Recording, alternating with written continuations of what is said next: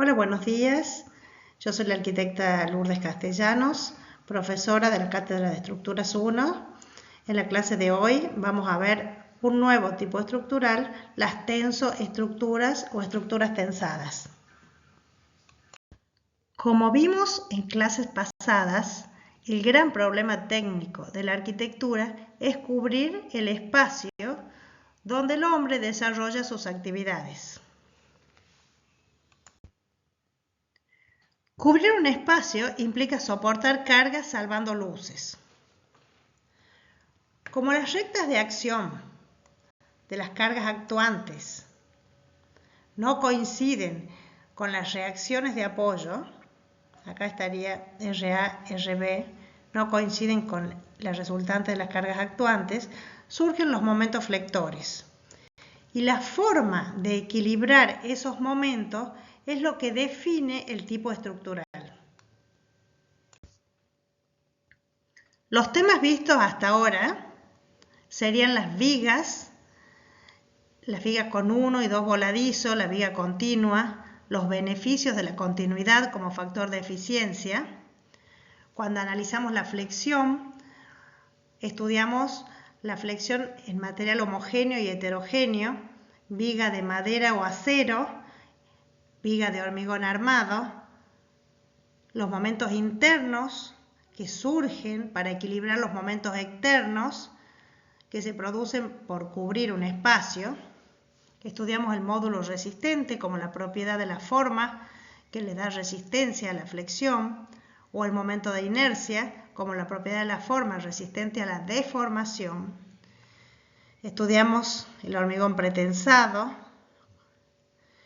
estudiamos la flecha, el corte, vimos columnas, estudiamos los vínculos de las columnas, se analizó caso por caso para analizar cuál es más eficiente, y estudiamos también la viga reticulada, analizando también el momento interno que surge para equilibrar el momento externo. En todos los temas vistos hasta ahora, hemos analizado cómo cubrir un espacio, siempre en la búsqueda de eficiencia, o sea, en cubrir más con menos material. Como vimos, cubrir implica soportar cargas salvando luces. Y la estrategia que se usa para equilibrar las fuerzas actuantes es lo que va a definir el tipo estructural. En esta foto podemos ver dos tipos estructurales distintos en donde vemos los elementos estructurales con diferente sección. Y podemos decir que la búsqueda de eficiencia nos conduce a cubrir más con menos material. Surge así un nuevo tipo estructural llamado tensoestructuras o estructuras tensadas. Las tensoestructuras transmiten las cargas mediante esfuerzos simples de tracción. El cable es un elemento flexible y absolutamente desprovisto de rigidez transversal. Por lo tanto, es muy importante el diseño de la tensoestructura para que sea una estructura estable. Su forma va a responder al estado de carga. Cualquier cambio en las condiciones de carga va a cambiar la forma de este tipo estructural. Las tensoestructuras trabajan a esfuerzos simples de tracción pura. Al soportar pesos, cargas u otra fuerza, las estructuras están sometidas a distintos esfuerzos. Los esfuerzos de tracción generan fuerzas que tienden a estirar la pieza estructural. Hace que se separen entre sí las distintas partículas que componen una pieza, tendiendo a alargarla o a aumentar su longitud. ¿Por qué decimos que el esfuerzo de tracción es el esfuerzo que hace que una estructura sea más eficiente? Podemos analizar un tensor de 1 metro de luz donde cuelga 1000 kilogramos. está sometido a tracción y un cable de 6 milímetros de diámetro va a soportar ese peso de 1000 kilogramos y se obtendrá una sección de 0,21 centímetros cuadrados. Si en vez de tener el tensor a tracción colocamos una columna a compresión de 1 metro con una carga de 1000 kilogramos, podemos diseñar un tubo circular de 4,2, pero la sección que va a soportar este peso va a ser de 2,39 centímetros cuadrados. O sea, mucho más grande que el elemento traccionado. Y si elegimos una viga de 1 metro de luz que soporte 1000 kilogramos y va a estar sometida a flexión, todos de acero, por supuesto,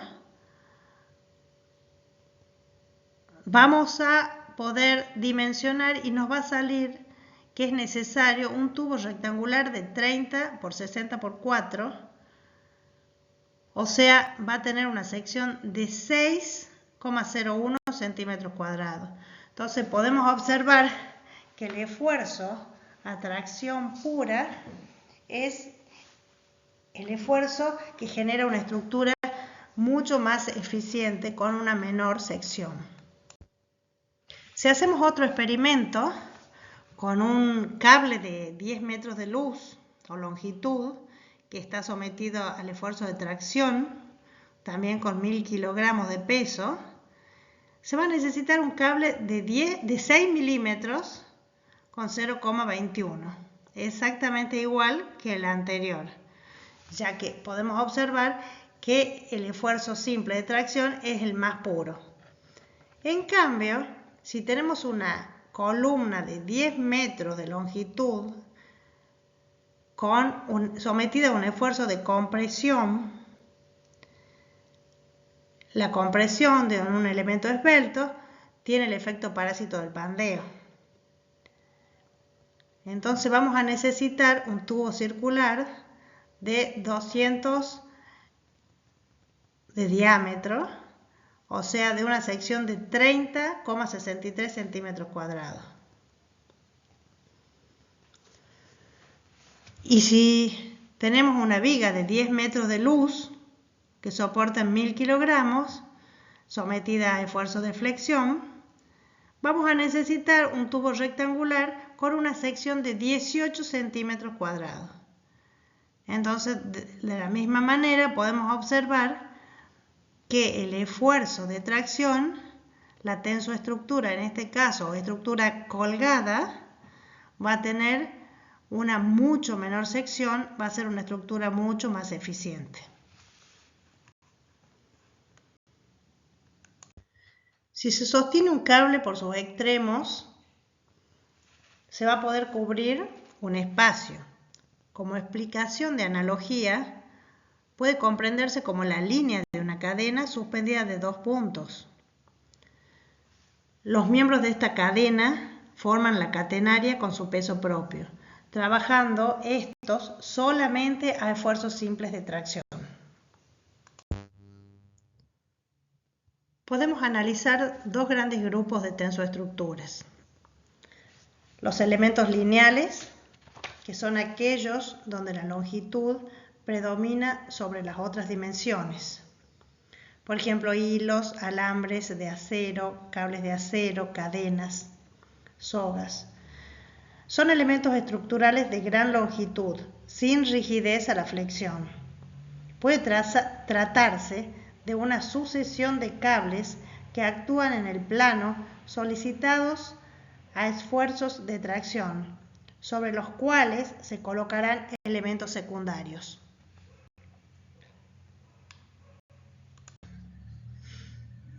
Elementos de gran superficie y mínimo espesor. Se denominan membranas.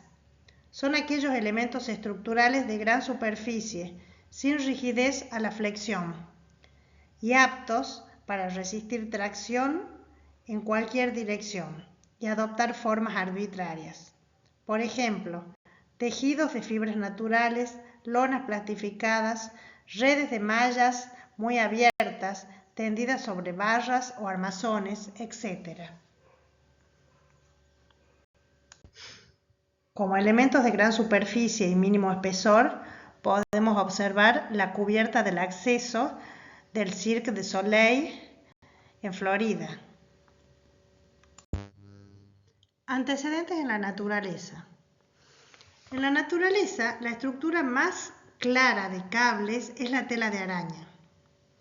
Normalmente, la araña teje una red radial y sobre ella una red concéntrica. En el reino natural, tanto los insectos como todas las especies construyen un único patrón. Máxima eficacia con un mínimo esfuerzo, resolviendo muy bien el equilibrio entre fuerzas externas e internas. Esto es el fundamento de las estructuras traccionadas. Antecedentes de estructuras tensadas en la historia. La idea de salvar grandes luces no es nueva. Puentes colgantes, tiendas y carpas con estructuras traccionadas encausan las fuerzas mediante tensiones de tracción pura. La tracción es sumamente eficiente, pues acomoda el material en forma óptima para el esfuerzo a que estará solicitada. Por ejemplo, cadenas, cables, barras delgadas. Sumando a esto, la gran resistencia a la tracción del acero, son los cables los elementos más eficientes para cubrir grandes luces. El Coliseo tenía una cubierta tensada a modo de toldo llamado velarium, que sería para proteger a los espectadores de la lluvia o del sol. La cubierta era de tela desplegable, accionada mediante poleas. Se apoyaba en un entramado de cuerdas. Cada sector de telas se movía por separado y eran accionados por marineros de la flota romana. Poseía cables anclados en forma radial con un gran lucernario cuyas luces eran 186 el diámetro mayor y 154 metros el diámetro menor. En la parte superior de la fachada se colocaban mástiles de madera que soportaban los cables que se anclaban en el suelo y del otro extremo se fijaban a un anillo concéntrico. Una de las primeras estructuras tensadas fueron puentes colgantes hechos con lianas. El último puente colgante de la época incaica en la región peruana de Cusco cayó destruido sobre su caudal, dado que toda su estructura era de fibra retorcida que se extraía de una planta centenaria y solía ser renovada anualmente en una ceremonia declarada Patrimonio Cultural de la Humanidad. Debido a las restricciones de movilidad por la pandemia del COVID-19, las comunidades que estaban a cargo de la ceremonia de renovación del puente no pudieron hacerla en junio del 2020 y la estructura se vino abajo con las lluvias del año 2021.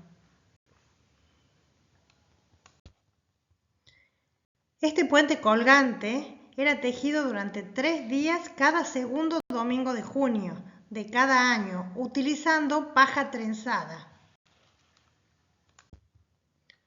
También las tiendas beduinas en el desierto constituyen un tipo de vivienda humana que es la forma más antigua de estructura traccionada. El Estadio Olímpico de Múnich, cuyo diseño liviano en forma de velo, nos muestra la evolución y modernización de la sociedad después de la Segunda Guerra Mundial. Se diseñó una estructura ligera donde las tensiones se anulan mediante un sistema de apoyos y cables permitiendo a la vez economía y una forma novedosa. Elementos traccionados. El esfuerzo de tracción pura es producido por fuerzas que actúan sobre un eje longitudinal, tratando de estirar al mismo. El peso P que actúa a lo largo del eje longitudinal está sometido a un esfuerzo de tracción pura. Y la magnitud P es la misma a lo largo de todo el cable, en este caso. Hay situaciones donde la dirección del cable cambia. Entonces la fuerza de tracción en el tramo vertical va a tener un esfuerzo y en el tramo inclinado va a tener otro valor que se va a conocer a través de una descomposición de fuerzas. Si llevamos estas situaciones a estructuras que cubran un espacio, soportando cargas, salvando luces, podemos verlas como sostén de vigas. Para no colocar columnas, se encuentran sostenidas por un tensor que podrá ser vertical o inclinado, rígido o flexible, según sea el caso. En las siguientes figuras vemos a la izquierda una viga de un entrepiso sujetada en uno de sus extremos por un tensor vertical. A la derecha, el elemento horizontal, que podría ser la viga, es sostenida en el extremo izquierdo por un tensor inclinado. En estos casos, el elemento traccionado cumple función de sostén de una viga.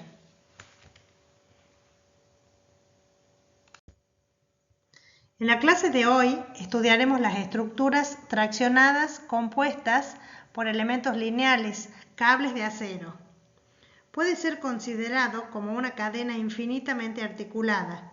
Por lo tanto, para cada punto del cable es válida la condición momento es igual a 0. Llamamos línea del cable a la forma que adquiere el cable por sí mismo, suspendido por dos puntos bajo la acción de una carga. Tiene la particularidad que según sea el estado de carga que lo solicite, adoptará diferentes formas, por lo que su diseño no puede ser arbitrario y libre desde el punto de vista formal. Como decíamos, la línea de presiones es la forma que adquiere un cable bajo un determinado estado de cargas. Para cada sistema de cargas existe una sola línea de cable, que coincide con el polígono funicular de las cargas actuantes. Cualquier cambio en las condiciones de carga afecta a la forma de la curva funicular y da origen a una nueva forma estructural.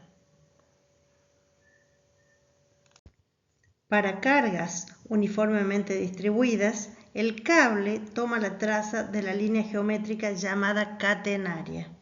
Pero cuando la carga es distribuida en proyección horizontal, la curva de equilibrio es la parábola. En el caso de valores de flecha pequeños en relación a la luz, no se diferencia mucho la catenaria de la parábola. Por lo tanto, es suficientemente exacto concebirla como una parábola. A la línea de presiones también se la llama funicular de las cargas. Se lo puede definir como la forma que debería tener una estructura para que bajo la acción de un determinado estado de cargas trabaje a un esfuerzo simple, en este caso tracción. La coincidencia entre la forma del funicular y la forma de la estructura significa que la estructura estará trabajando a un esfuerzo simple. Como el cable puede soportar solamente esfuerzos de tracción, ambas formas siempre coincidirán. Esto nos lleva a afirmar que la línea de presiones o funicular de un cable para un determinado estado de cargas es el mismo cable. La forma del funicular depende principalmente del estado de carga, de la luz, de los puntos de apoyo y de la flecha. A la flecha la entendemos como la distancia que existe entre los puntos de apoyo, entre la línea que une los puntos de apoyo y el punto más bajo del mismo. En esta imagen vemos las distintas formas que adquiere el cable bajo la acción de diferentes estados de carga. Para que el sistema esté en equilibrio, tendremos que ejercer fuerzas iguales y de sentido contrario, que serán las reacciones de apoyo puestas en evidencia en esta figura. Otro aspecto importante a tener en cuenta es que si queremos soportar la carga con una flecha menor, tendremos que aumentar la fuerza ejercida. Por el contrario, si queremos hacer una flecha mayor en nuestro diseño, la fuerza horizontal ejercida será menor. Esto demuestra que hay una relación inversamente proporcional entre la flecha y la fuerza horizontal. No pasa lo mismo con las reacciones verticales. En esta diapositiva podemos observar la relación que existe entre la flecha y las reacciones de apoyo. Podemos observar en esta imagen que a mayor flecha hay menor reacción horizontal. En este caso tenemos una menor flecha y tenemos mayor reacciones horizontales. La presencia y magnitud de los empujes horizontales deberán ser tenidos en cuenta al diseñar sus apoyos. Equilibrio externo. El cable transmite las fuerzas externas mediante esfuerzos de tracción, provocando reacciones en los apoyos. Aún para cargas verticales, provoca reacciones horizontales. La generación de la cupla resistente. En este caso podemos observar que el momento interno equilibrante lo forman las fuerzas horizontales por el brazo de palanca Z, que va a ser igual a la flecha. Por lo tanto, a mayor flecha va a ser mayor el momento resistente.